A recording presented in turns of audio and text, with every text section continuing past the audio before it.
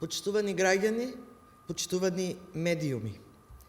Во месецот во кој треба да ги славиме сите вековни победи за женските права, да искажуваме почит и благодарност кон сите жени кои ги поставиле темелите и стремежите за нашето дејствување, почит и благодарност за сите успеси, за се што е постигнато за еднаквост на жените, ние се соочуваме со скандалозни изјави, говор на омраза и дискриминација кон жените од носителки на високи јавни функции.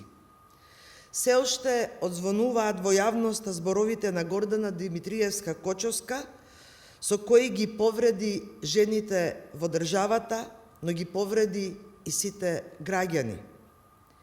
И наместо извинување од Кочовска, покаяние и оставка од морални причини, граѓаните добија дополнително омаловажување и дискриминација. Клубот на пратенички кој постои како механизам да го заштити дигнитетот на пратеничките во собранието, да се бори против говорот на омраза кон жените во политиката и да повикува на почитување кон жените пратенички, стана заштитник на политичарки кои дискриминираат и омаловажуваат жени пратенички.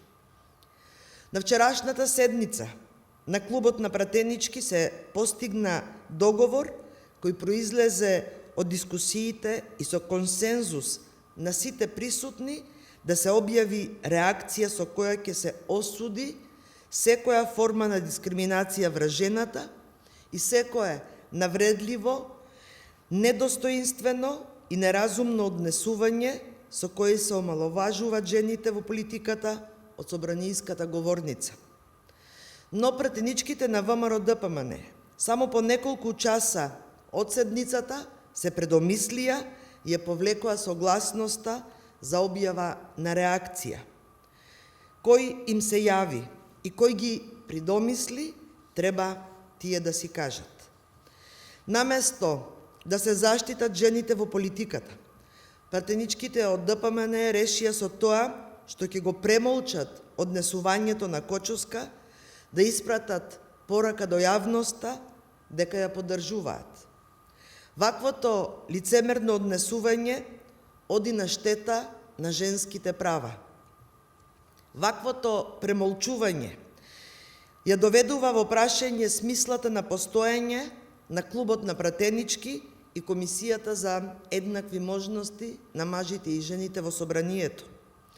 Зошто ќе ни се овие механизми кога нивната основна функција се минимизира? Со ваквото однесување се испраќа порака дека женската солидарност е мисловна именка во нашето општество. Со ваквото однесување во пресред на 8 март се испраќа порака дека залудни биле вековните борби на нашите претходнички за еднаквост на жените и за почитување на нивните права. Благодарам.